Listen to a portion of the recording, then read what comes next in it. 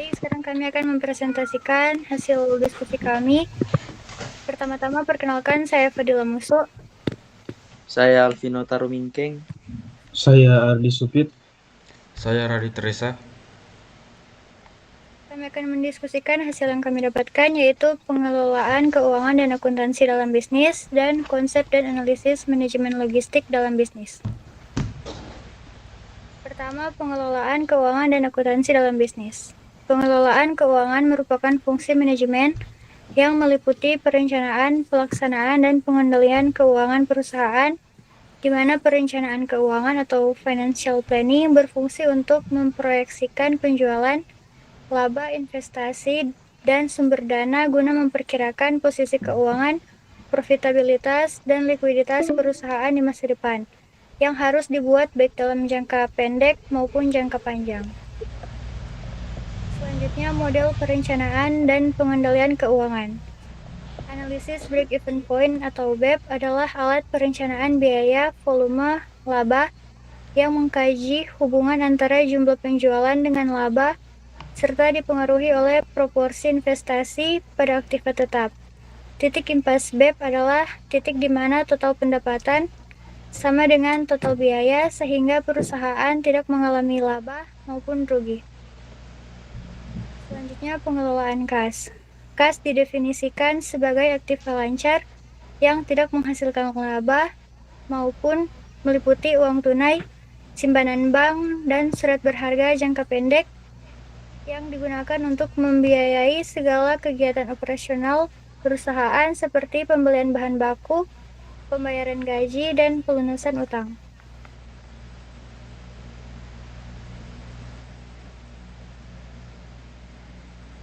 Selanjutnya, analisis keuangan. Perkembangan bisnis yang dinamis menyebabkan perlunya analisis keuangan selain menganalisis kinerja operasi.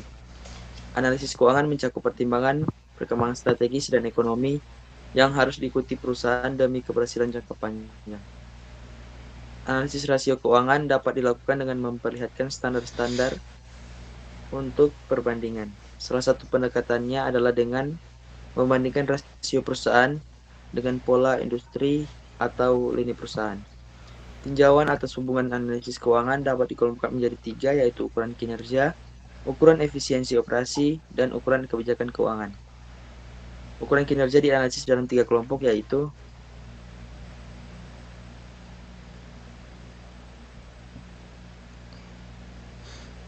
yang pertama, rasio likuiditas. Rasio ini dapat digunakan untuk mengetahui apakah perusahaan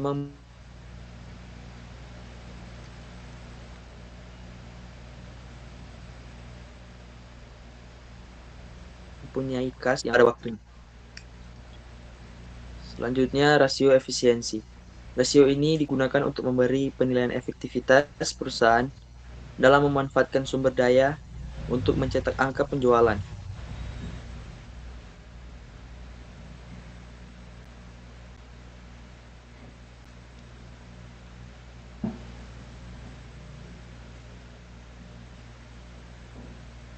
Selanjutnya, rasio solvabilitas. Rasio solvabilitas digunakan untuk menjawab bagaimana perusahaan membiayai hartanya dan dapatkah perusahaan menanggung biaya tetap sehubungan dengan digunakannya dana pihak ketiga, seperti bunga dan cicilan utang pokok.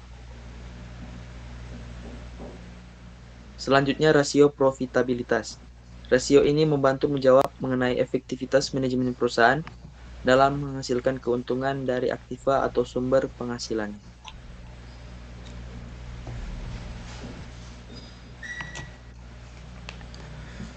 Akuntansi dalam bisnis. Kenyataan semua badan usaha harus melaporkan posisi dan kinerja keuangannya dalam laporan keuangan dengan menggunakan sistem pembukuan berpasangan. Dalam akuntansi dapat diperoleh yang pertama neraca atau posisi laporan keuangan, yang kedua laporan perhitungan laba, laba rugi atau laporan hasil operasi, dan yang ketiga laporan kas. Sistem penganggaran. Sistem penganggaran memungkinkan penyusunan rencana untuk tiap-tiap sumber cash flow, inflow maupun outflow yang berpengaruh pada perusahaan selama periode yang direncanakan. Secara umum, 4 bisnis yang memanfaatkan anggaran yaitu yang pertama anggaran fisik, yang kedua anggaran biaya, yang ketiga anggaran pendapatan, dan yang keempat anggaran kas. Periode anggaran. Tidak ada aturan baku yang menentukan panjangnya periode anggaran, tetapi dapat dijadikan sebagai patokan umum dibuat periode anggaran cukup panjang untuk memperlihatkan pengaruh kebijakan manajemen tapi cukup pendek. Anggaran dengan rentang lebih panjang dibuat untuk anggaran model pengeluaran. Kemudian laporan keuangan proforma. Akhir dari proses penyusunan anggaran adalah membuat seperangkat laporan keuangan proforma yang merupakan hasil akhir dari proses kegiatan yang direncanakan. Kemudian laporan laba rugi merupakan laporan atas perkiraan keuntungan atau kerugian pada satu periode. Selanjutnya kita masuk pada materi yang berikut, yaitu konsep dan analisis manajemen logistik dalam bisnis. Dalam segala kondisi kehidupan, mulai dari damai hingga bencana, kita selalu membutuhkan produk, barang, atau jasa yang sebagian besar dipesak oleh perusahaan manufaktur dan dagang, termasuk pedagang perantara, di mana pemenuhan kebutuhan dan keinginan masyarakat ini dikenal sebagai aktivitas ekonomi, yaitu perputaran uang melalui produksi, pendistribusian, atau konsumsi produk. Berikut ruang lingkup logistik. Yang pertama, konsep dan definisi logistik. Logistik didefinisikan melalui 3 konsep utama, sebagai barang atau benda, yaitu perbekalan yang berwujud, sebagai proses atau aktivitas, yaitu perencanaan dan pengendalian aliran barang secara efisien dari asal ke konsumen, dan sebagai jasa atau pelaku, yaitu perusahaan penyedia layanan transportasi dan pergudang berbayar. Dan yang kedua, sistem logistik. Sistem logistik adalah jaringan organisasi dan sumber daya yang mengatur aliran fisik dan informasi produk dari pemasok hingga ke pelanggan. Jaringan ini terdiri dari berbagai fasilitas seperti pabrik, gudang, dan gerai, yang dihubungkan oleh transportasi. Sistem logistik memiliki 3 subsistem utama, yaitu pengadaan, produksi, dan pendistribusian. Yang ketiga, misi atau tugas logistik. Menurut The Chartered Institute of Logistics and Transport United Kingdom, misi atau tugas dari logistik ada 7, atau yang dikenal sebagai 7R, antara lain getting the right product, in the right quantity, in the right condition, at the right place, at the right time, to the right customer, and at the right price. Selanjutnya, jenis-jenis logistik. Yang pertama, logistik militer. Logistik militer mencakup semua aktivitas unit angkatan bersenjata yang mendukung unit tempur, seperti transportasi, pemasokan, komunikasi signal, dan bantuan medis. Intinya, logistik militer adalah transfer personel dari material dari satu lokasi ke lokasi lain, sekaligus pemeliharaan material yang sangat penting agar militer dapat mendukung pengarahan yang sedang berlangsung atau merespon ancaman secara efektif. Dan yang kedua, logistik komersial. Logistik bisnis adalah fungsi mengatur aliran produk dan informasi, perpindahan dan penyiapan dari bahan baku hingga konsumen akhir, termasuk pembuangan.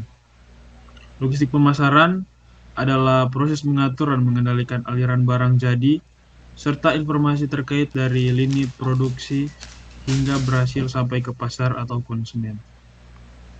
Dan yang ketiga, logistik kemanusiaan.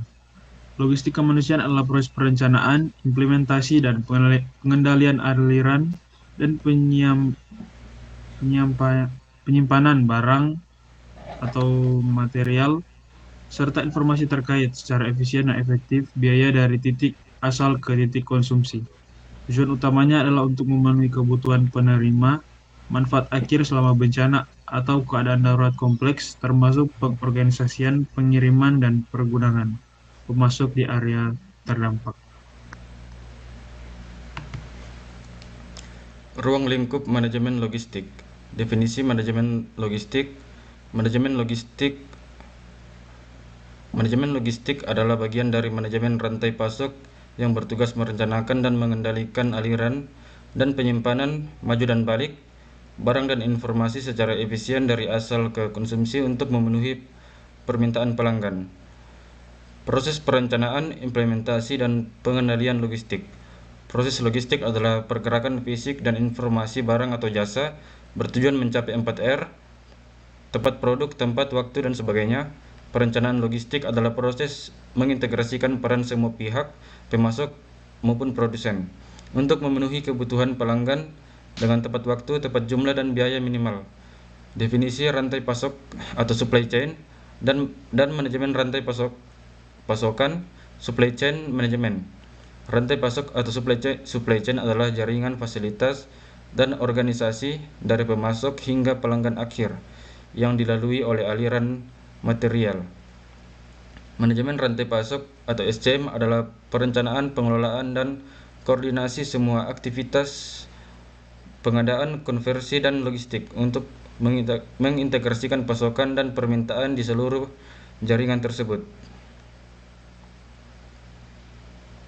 Konsep dan analisis manajemen logistik. Manajemen logistik dibagi menjadi 3 aliran utama. Yang pertama, logistik masuk atau pergerakan material dari pemasok ke perusahaan. Yang kedua, logistik internal atau pergerakan material di dalam perusahaan hingga produk jadi. Dan yang ketiga, logistik keluar, yaitu pergerakan produk jadi dari perusahaan ke konsumen. Aktivitas yang dikelola mencakup transportasi, pergudangan, inventaris, dan pemenuhan pesanan. Selanjutnya kita masuk pada kesimpulan dari materi kami.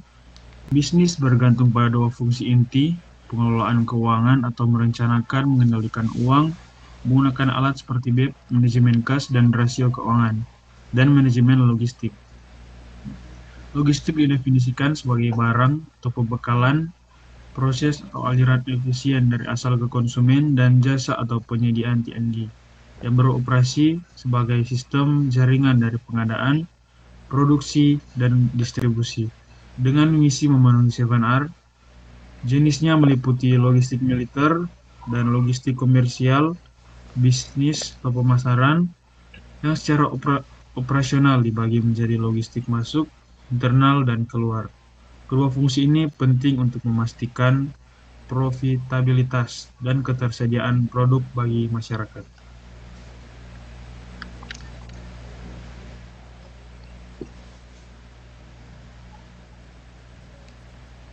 Baik, sekian pemaparan materi dari kami. Jika ada salah kata, mohon dimaafkan. Terima kasih.